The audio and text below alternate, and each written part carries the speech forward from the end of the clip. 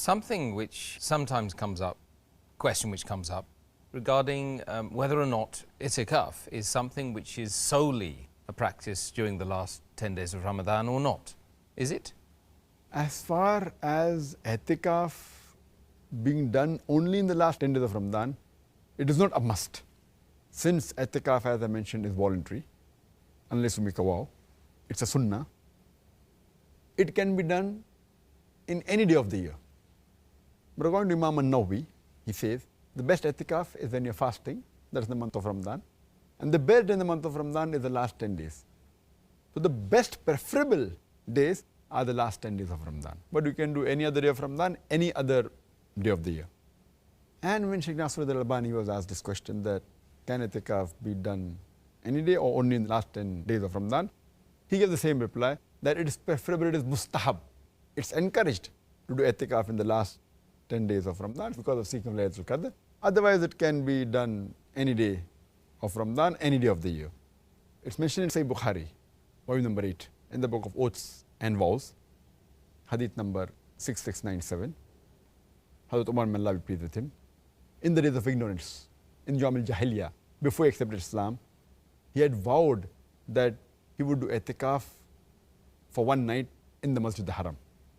And the Prophet said, fulfill your vow. That means, Hazrat Umar, may Allah be pleased with him, he did itikaf in one of the nights, any night of the year.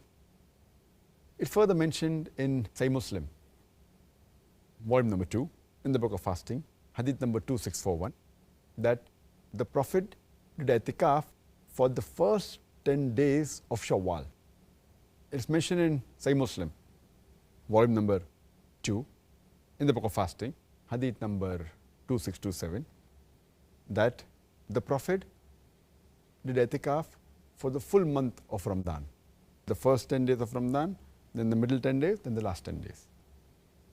It's further mentioned in Sahih Bukhari, volume number 3, in the book of itikaf, hadith number 2044, that the Prophet did itikaf for 20 days in the month of Ramadan before he died.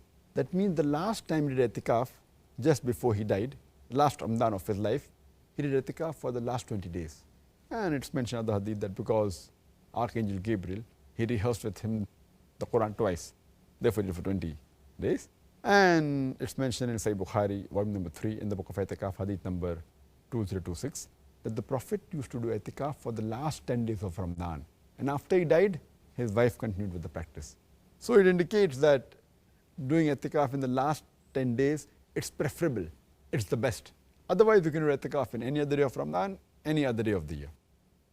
Jazakallah khair, Doctor.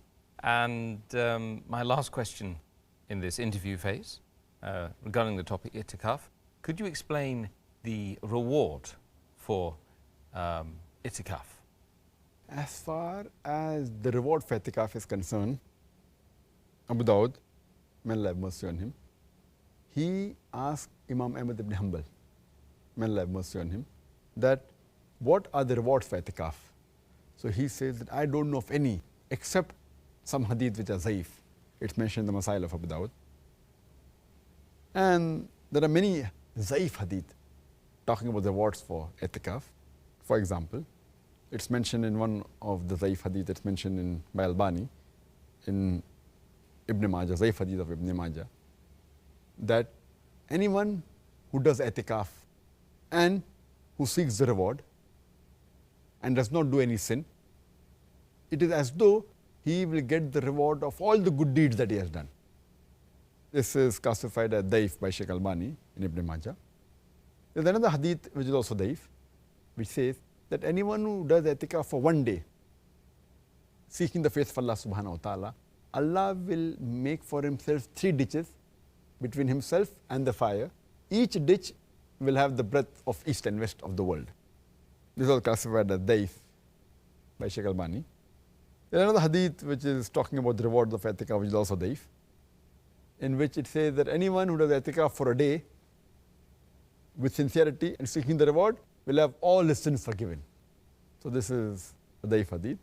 In fact, there is a hadith which is sahih, which is mentioned in Sahih Bukhari, volume number 3, the book of Laylatul Qadr, hadith number 2014, that anyone who prays during the night of Qadr with sincerity, seeking Allah's reward, all his past sins will be forgiven. So if you do i'tikaf and if it falls on Laylatul Qadr, then inshallah, but just for i'tikaf, there's no hadith telling that all your sins will be forgiven.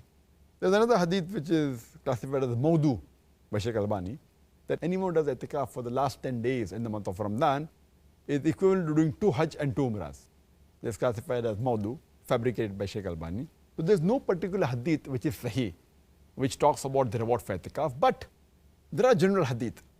There's a general hadith mentioned in Sahih Bukhari, volume number 8, hadith number 6502, talking generally about the rewards for nawafil, for supererogatory things, and says that anyone who offers the faraid and does nawafil, Allah says, he will come closer to me.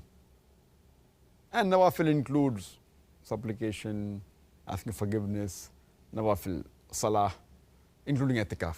Someone who did nawafil, Allah says, according to the Prophet ﷺ, that he comes closer to me and I become his sense of hearing through which he hears, his sense of seeing from which he sees, his hand from which he grips, his legs the way he walks, and whatever they ask, I will fulfill.